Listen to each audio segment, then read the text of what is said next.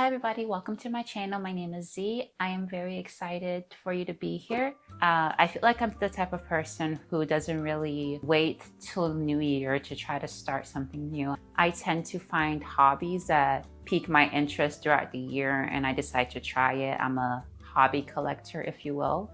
So there's been a lot of times where I'm very amped up and ready to start a new goal. And maybe like a couple weeks into it, or maybe like a couple days into it, I just kind of drop it completely. What happens after the high of the new year goes away? When you've lost motivation, you're no longer going to the gym like you were supposed to. Maybe you started journaling and now you're not really writing at all. Motivation is what helps you to start something, but it's not what helps you to continue. And I'm sure some of you, if not all of you, have heard this before. What you really need is discipline. It's something that honestly takes time. It doesn't just happen in a day if you're not naturally one to pick up something and then just run with it. You don't want to aim for perfection. You want to aim to get there each day. As unprepared as you are actually showing up.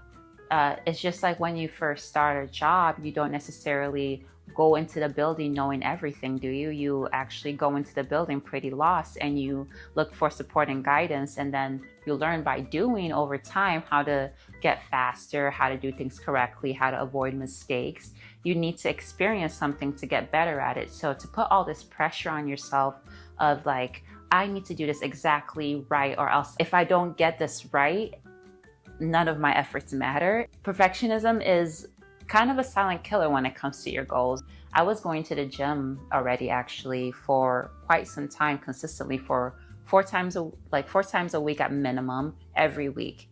And I fell off. And if I started up at the gym again with this mentality that I'm gonna be doing exactly the same amount of weights and the same amount of reps that I was doing a couple months back when I was going consistently, it's not gonna work out for me necessarily how I wanted to.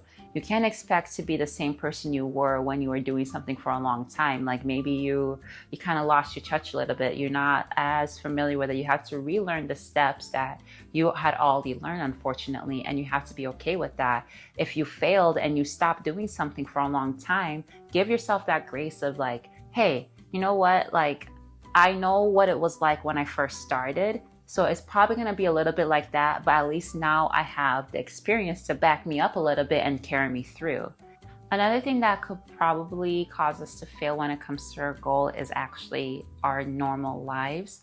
If we don't realistically fit our new hobby or new goals or whatever we have been wanting to do into our life in some way, it's more than likely to fail because we are creatures of habit. We have a set job, maybe a set time we go to school, time to study, times we meet up with our friends, and we have to work something new into our routine. So if we don't plan out exactly how you're going to do it and just kind of expect that it's just going to happen on its own, that's not really a realistic way to look at things. You have to basically slow down and think, when can I do this? How many times a week can I do this thing? Think about what's going to possibly interrupt you.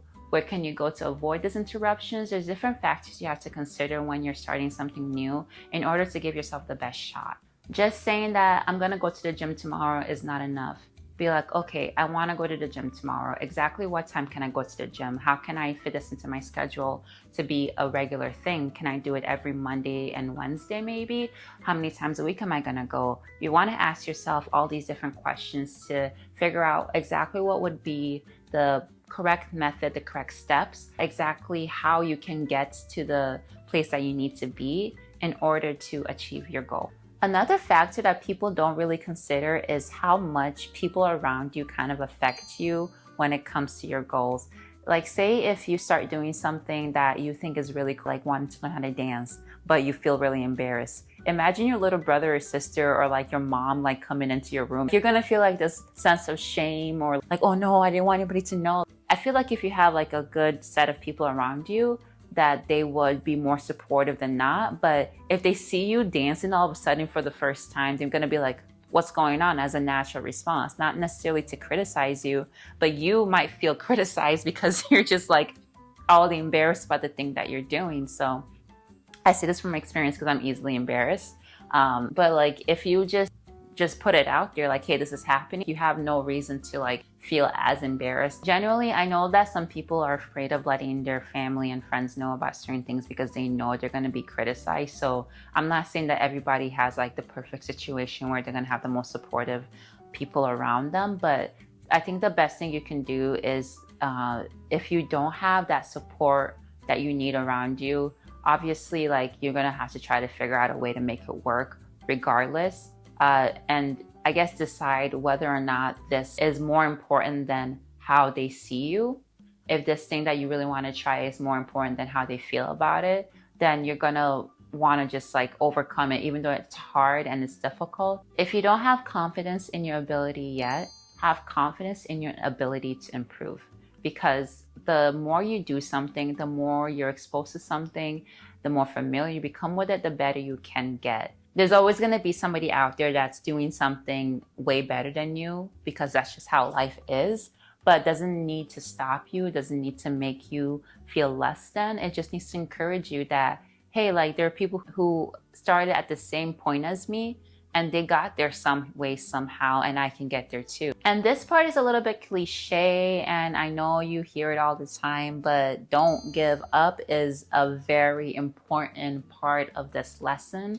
A very important part of trying something new is that knowing that you're gonna fail, and regardless of how many times you fail, you're gonna get up again. I've restarted and stopped many times over in my journey. And you know, the more you expose yourself to this mentality of like, this is who I am, this is what I'm gonna do, regardless of like how many times I don't actually do it, the more you're gonna pick yourself up quicker in a way sometimes. Given sometimes when you're maybe emotionally distraught and distressed, like that's gonna be a lot harder than when it's just because you didn't feel like it.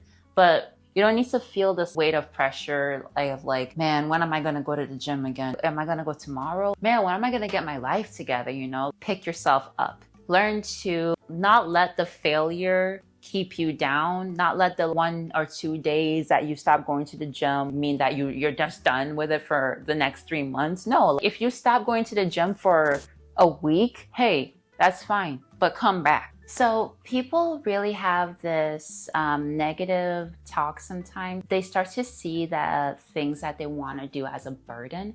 And I feel like that can be the quickest way to really like kill your vibe when it comes to like starting something. Like you're doing a chore rather than doing something you actually want to do. So instead of like being like, oh my gosh, I don't want to go to the gym today, I'm so tired. You can just be like, I love going to the gym. I can't wait to go to the gym because it's my me time. I love the feeling of running. I love the feeling that it gives me. I love the energy boost. I love how I'm gonna look in the future. You wanna switch out your mentality. And if you enjoy art, you can be like, oh my gosh, like I love drawing. I cannot wait to go home and just draw for a little bit and just doodle and just kind of be in my own world, listen to music. And I wonder if like some part of the reason why we're like that is because of our jobs. Because I feel like a lot of us are working a job or a position that we don't really care for, and maybe you don't feel like you have the choice. It's just like you need to make money. And we got so used and accustomed to really hating our jobs, but like doing it anyways. But it's not the same when you don't have like a huge motivator like money behind your hobbies. The motivator has to be you. The motivator has to be that you want to do it, that this is actually important to you. And if it's not, then it's not going to work out. And finally, I think one of the things that is a really huge buzz killer for people is just seeing that the progress that they thought they were going to be making is actually not happening, maybe not even in the slightest or not visibly where they can see it. If I want to gain some like muscle and I don't see it for like 3 months at all after I've been going to the gym and trying to eat right, I'm gonna feel pretty sad about it, and I'm gonna feel discouraged, and I'm like, what have I been wasting all this time for? And honestly, that can happen way quicker than 3 months. We have to get used to the idea that we're not going to necessarily have this quick result or quick perfection.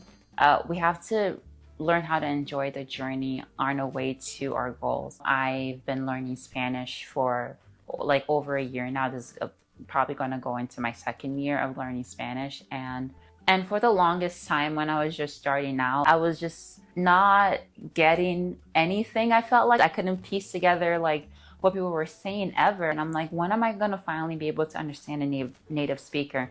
And, I still have my struggles because, everybody has different accents. People speak slower. Some people speak faster. But I've gotten to a place where I'm actually pretty comfortable with knowing what people are saying. It really made everything worth it, but I had to believe in what I was doing, and showing up every day and in some way is what got me there. So don't feel the pressure of this huge expectation to get somewhere quickly.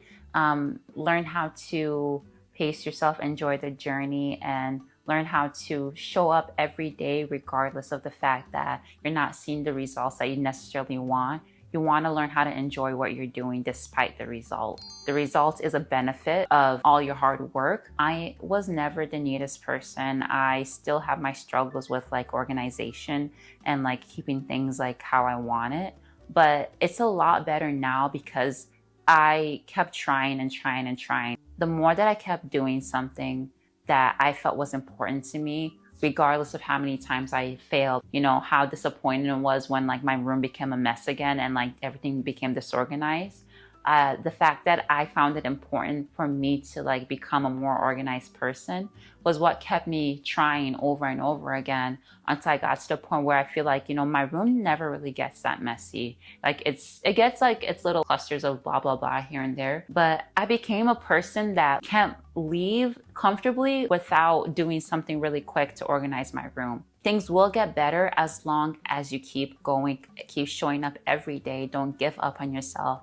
Don't give up on your goals just yet. If something really matters to you, you're going to find a way to work it out. And despite how many times you fall, despite how many times you fail, that shouldn't be enough of a factor for you to give up at all. And just because you failed last year doesn't mean you're going to fail again this year. This year, you're going to do something different. This year, you have experience of what caused me to fail last time. And this year, right now, you have a chance. The past is the past. It's already gone. You can't go back. But you can change your future. You can change your present. You can change how you live right now. All right, guys, that concludes the video. I really appreciate you being here and taking some time to listen to an internet stranger with her little advices of wisdom. I'm a little bit nervous about how this video is going to turn out because I'm using a camera now and I'm so used to using my phone, and I haven't really done anything with the settings. I literally just turned the camera on and hoped for the best. But yeah, please comment, and subscribe because it helps me a lot. I appreciate all of you. I hope you have a great rest of your day or evening or morning or whatever. Bye-bye. Bye-bye.